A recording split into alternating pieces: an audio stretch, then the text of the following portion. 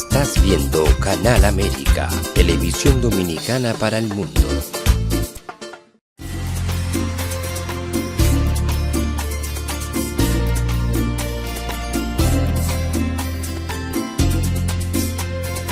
Time for Truth Show is sponsored by the Office of Dr. Bernardfialkoff, a periodontal, dental implant and laser specialist in New York City, for over 40 years. Dr. Fialkoff was honored by the International College of Dentists and Pierre Fauchard, and received the Presidential Lifetime Humanitarian Honor from the White House. Call us at 718-229-3838. Sometimes life can be so damn hard, you don't know where to go. Everything keeps falling apart, yeah. You try to do your best, but only God knows that you've given everything you've got, but the world takes you down. You just keep moving on. Let your fears. Welcome to A Time for Truth show. I'm your host, Dr. Bernardfialkoff, and it's a pleasure to be back with you again tonight. And many of you have been asking, how do I avail myself of all the previous episodes? Very simple. Go on YouTube. Click on A Time for Truth show, hit the subscribe button. We would love to have you as our member, part of the team that's bringing integrity, truth, and prosperity to our world, to our planet, to our communities. It's a team effort, and we welcome you to be part of it. And tonight we're going to continue with something really that's crucial, because we imbibe and use it every day of our lives. And many times we do things and it's almost on autopilot. We don't think about it. We just do it. And we just finished the segment, What's Really in Your Water, Part 1, the truth about tap versus bottled water. And we were going over in that show of whether or not bottled water or these containers filled with tap water, how do we go? Which way? And what are the ramifications of each one? Well, in part 1, we looked at this, and the surprise was that science discovered how drinking from plastic bottles could expose us to physical plastic particles and chemical additives. Now, in part 2, let's continue the journey. What happens when these particles and additives come into our body? What do they actually do once they are inside? Do they just pass through? Let's put up the first image, please, engineer. What happens with these microplastics? Where do they go to? What are the repercussions, the consequences? Well, the first thing, not to shock you, but to understand, is that those microparticles are already there. That's right, you heard me correct. According to the National Institute of Health, microplastics, nanoplastics have already been detected in human blood, in the lungs, from breathing it from the atmosphere, not just water. We're not just picking on water bottle manufacturers. We have to take a look at society and what's happening with plastics in general, with airborne contamination in general. That's how they're getting into the lungs and in our food. Because if it gets in the air and the animals inhale it or ingest it, then it gets into our food. So it gets into digestive systems. It even gets into the placenta of a pregnant mother, and even reproductive tissues. So you see that slide on your screen. We can drink it, we can eat it, and we can breathe it. And so really we're all responsible And we're not going to just beat the plastic manufacturers also because we want convenience. So let's actually do something different with this program. This is not about blaming or finding fault, but let's see how we can work together to resolve this issue. Let's go to the next image, please. Thank you so much. And here you see this beautiful woman, and she's drinking from a water bottle. So what is going to occur? Well, the additives used during that manufacturing process are important to understand. They include antimony. What is antimony? Well, it's a catalyst that's used to make most of the water bottles, which are comprised of PET, which is polyethylene terephthalate. And it's the plastic that's used in single-use water bottles. The majority of them have this. And what problems is that it can leach into the water, especially with heat, especially with UV. And with chronic exposure, it's linked to what? It's linked to heart disease, liver diseases, and gastrointestinal and gut issues. Realize that we're not talking about a one-time exposure, but more of a chronic use or misuse, because that's part of the program here, is to show you how to use it properly. Really, anything can have toxicity. We live in a world, we can't be in a bubble.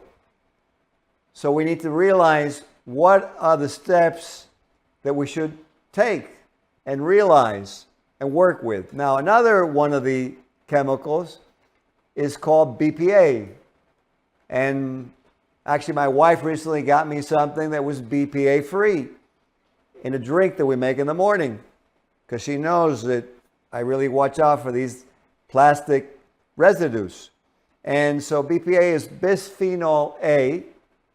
And what's the problem with this ingredient is that it causes endocrine disruption. What's an example of an endocrine substance is insulin, which controls blood sugar. So BPA from this water bottle manufacturer would disrupt the insulin. And it mimics estrogen, another substance. So when it mimics estrogen, which is obviously a female hormone involved in pregnancy and reproduction, it leads to issues in those facets, in reproduction, in pregnancy. And as I mentioned, it affects the insulin, so it affects diabetic control and metabolic disorder. And it can also cause inflammation. And inflammation is the basis of all diseases, including cancer. So as we get more inflammation, the cancer risk also goes up. What else is found? Well, aside from the antimony and the BPA, there's BPS and BPF. And, they're used at times in BPA-free plastics. But the problem is they have similar hormone disrupting effects as the BPA did. So in reality, we don't want to have BPA, you don't want to have BPS, and you don't want to have BPF. You want to eliminate those from the plastics that you're going to buy. It probably will cost you a little bit more, but you'll be rewarding your own health, and you'll be rewarding that company that's manufacturing a plastic that's actually of a higher standard. And they should be rewarded. Another ingredient is phthalates. And phthalate is a plasticizer. What does that mean? Well, it softens the plastic so that it's not so hard.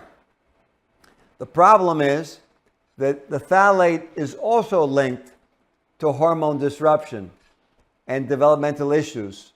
And this is particularly important in a particular age, obviously, are youth, are children, because their hormones are changing, they're growing, they're developing, their brains are developing, their bodies are growing, changing, and so the phthalate is important to control because of the effects in that age group. This is really no longer about exposure in theory or, some fear-provoking or anxiety-provoking show. No. This is about exposure that actually is already happening, not just in the US, but across the world. And more importantly, it's important to realize what effects the scientists are actually finding and studying. And so let's go to the next image. Please, engineer. Let's put it up on the screen. There you go. So what happens when these microplastics get into your body? And you can see there at the bottom, there are several things that occur and biological responses. One is oxidative stress. The other is chronic inflammation. With the oxidative stress, you probably in previous shows heard me saying, well, we should have colored fruits and vegetables because they help with the oxidative stress and they control it, reverse it, and they control inflammation. So, probably a good idea that if you were going to have some bottled water, they may want to combine it with that meal of vegetables of green, yellow, red, and probably at the beginning, a fruit cup with all different colors of fruits to help you with the oxidative stress that could occur. So it's almost like taking what we call in dentistry and medicine a pre-medication, something that you do pre another activity to help you to counter any effects that could occur, like sleeping well before a 5-mile race. And so aside from oxidative stress, these microplastics cause chronic inflammation. They disrupt, as we talked about, hormonal signaling. They change the bacteria in your gut. This is very important because in previous shows I talked to you about how those bacteria not only affect immunity, but affect how we feel. Because 90% of the serotonin, which is a feel-good hormone, is manufactured in your gut. But if your bacteria are affected, and the water bottle now is changing your gut microbiome, which is a fancy word for the types of bacteria, I like to make this example, is neighborhoods normally are very happy, friendly, people get along, but sometimes you get a criminal comes along and you have to get them out of there to bring it back to normality. But if sometimes it doesn't happen, the neighborhood changes and it becomes unsafe. Well, the same thing happens with bacteria and germs. And normally they grow and they help us and they work together with the human body to make certain enzymes, hormones, in conjunction, one with the other. But when we kill the good bacteria, now we get the negative bacteria, the criminal bacteria, which will affect our normal homeostasis. Homeostasis being how our bodies work to maintain a normal function, a normal level of happiness. So these are not minor processes. Oxidative stress and chronic inflammation, for example, are widely recognized as underlying mechanisms in heart disease, cardiovascular disease, también also with metabolic disorders like diabetes. And so they affect diabetes. And in certain contexts, they can also induce or give a propensity to possibly developing pathological changes, maybe even cancer. Because remember that inflammation is the root cause of all diseases, and there's just different severities. It could be really that the amount of toxicity and oxidative stress and inflammation in our bodies is determining what disease we're getting. Let's go to the next image. So one of the things that I mentioned is cardiovascular disease, and what we found in 2024 in the New England Journal of Medicine, that these nanoplastics or microplastics were found in the vascularity.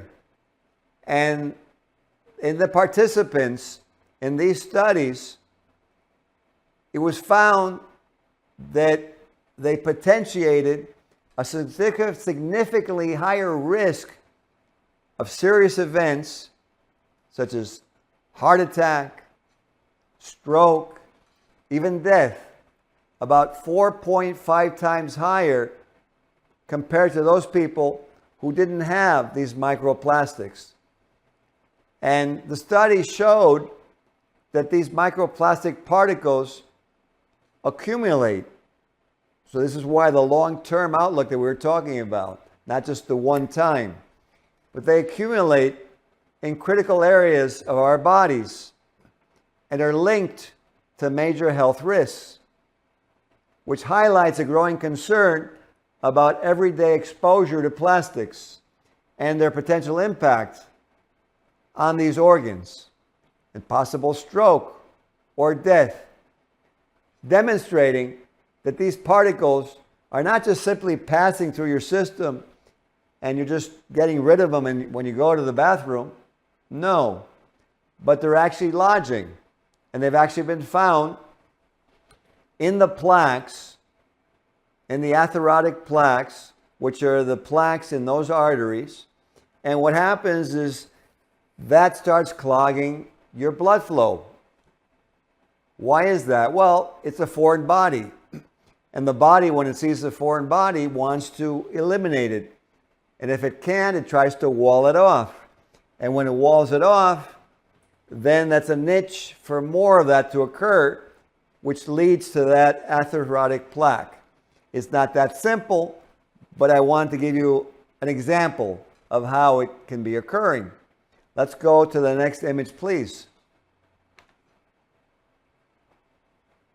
So these microplastics, as we mentioned, you find them in propensity to diabetes. You find them in autoimmune disease. We were just talking about this because of the immune system attempting to eliminate these toxins, these foreign agents from your body. In fact, scientists have discovered and detected microplastics and these trace chemical residues, as we had mentioned before, in the lungs, in the arteries, in our blood.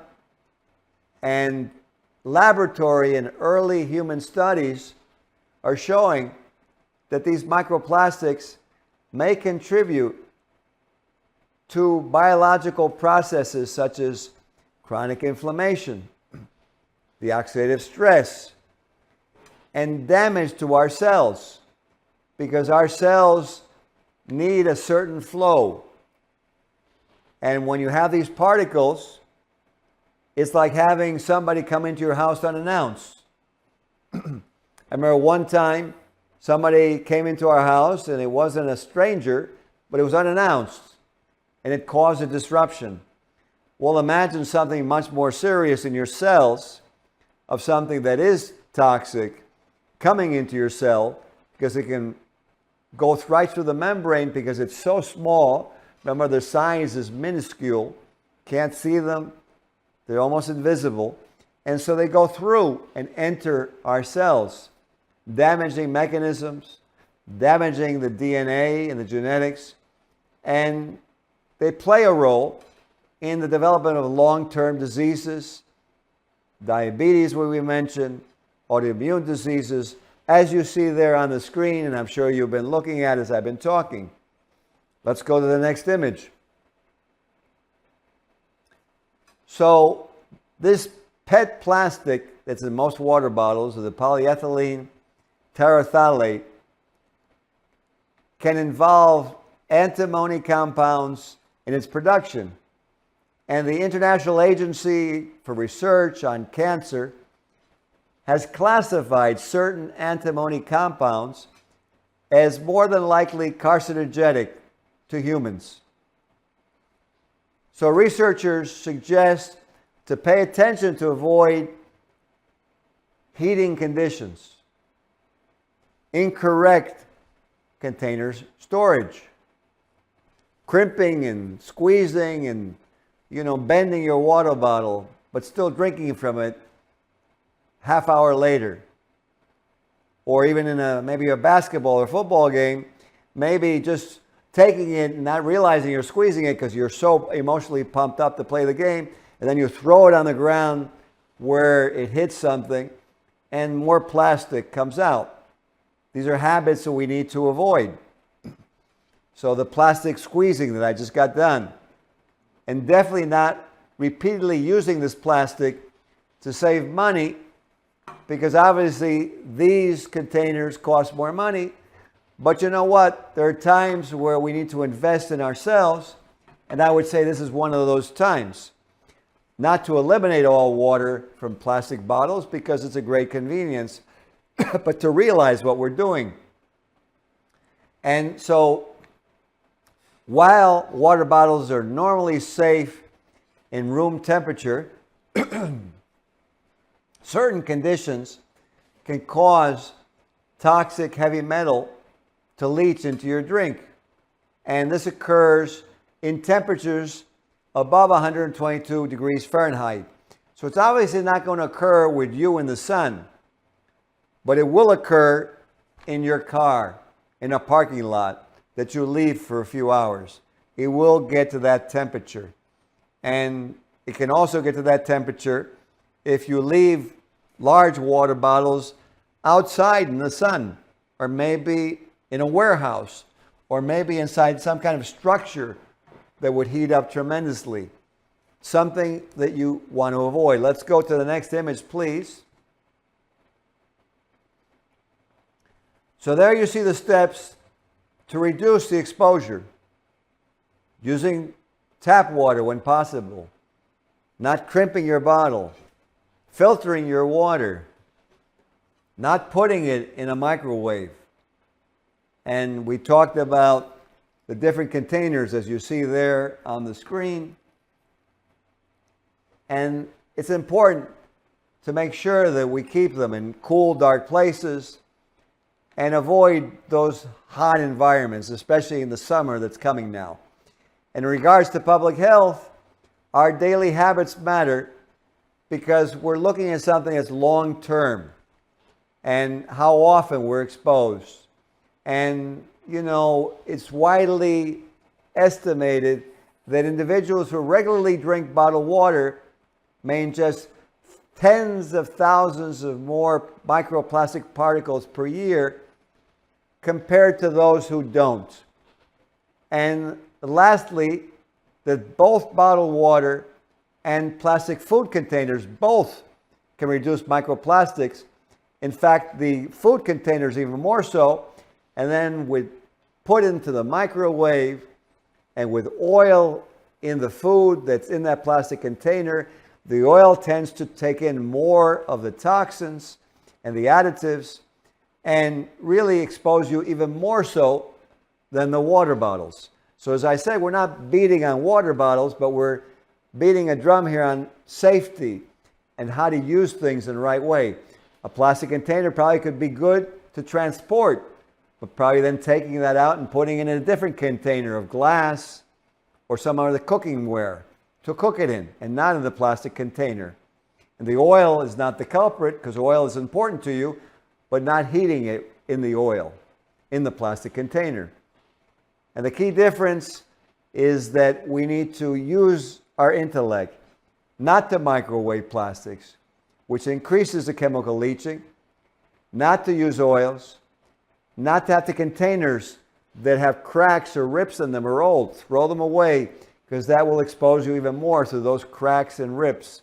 These factors are very important not to ignore. Let's go to the next image, please, engineer. So now that we have clear evidence that these plastics contain very large numbers of micro and macro and nanoparticles and chemical residues, we need to realize that these are linked possibly to health infirmity. And so the information is important to utilize in terms of the biological mechanisms that raise concern about long-term effects and repeated exposure, especially, let's say, if you're diabetic, or you already have an autoimmune disease, or you already have cancer. What we don't have yet is a final definitive proof of causation. But do we want to just get sick, or we want to be preemptive? And do we want to wait, or we want to do something now, even though it's not absolutely quantified? But we need to realize that in public health, we like to eliminate before public health gets affected. When the exposure is real, repeated, and avoidable, caution is important. Let's go to the next image, please, engineer. So let's go over some things that we can do. So as you see in that image, you can be happy. You can at times use your bottled water container, at times use your metal container. But use it in a way so that we're choosing filtered tap water when we can, and putting it in a proper container, not a reused plastic container. And we avoid storing our plastic water bottles in heated areas or in direct sunlight, especially in the summertime. And we don't repeatedly reuse water bottles to save money. We throw them away and discard them. And also, we have to take a look, and probably we'll do another show on this, is how to discard that plastic in our waste systems so they don't get into the soils, into the waters, in the rivers, and eaten by the animals, and also get into the plants, which also take up these microplastics. It's important to use glass when you can, or stainless steel when it's going to be repeated use. And consider a filtration system for your drinking water.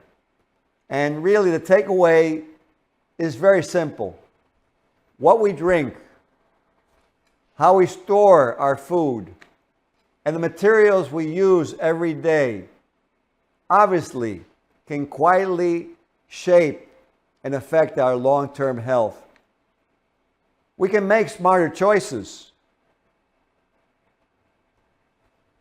We can educate ourselves as we're doing tonight so that we make decisions and then over time influence processes that would otherwise occur, like inflammation, metabolism that goes wrong, immune imbalance.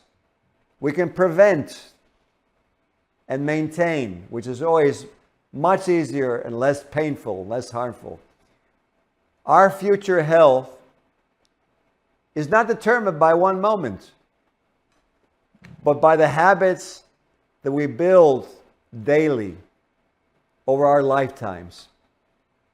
We hope that these two programs about water and the containers we're using and their effects has helped you tonight to have a healthier future,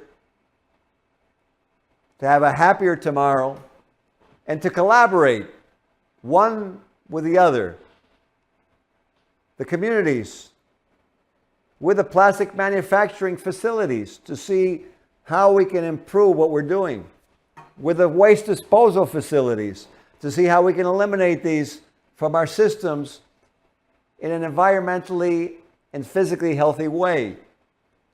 And to realize that in the end, we are what's important, not the material things. but we, the people and the human beings who make life fun, enjoyable, and worthwhile. We hope you enjoyed this segment. We'll see you on the next episode of A Time for Truth show. Be well. This show was sponsored by Atimefortruthfoundation Incorporated as a community service.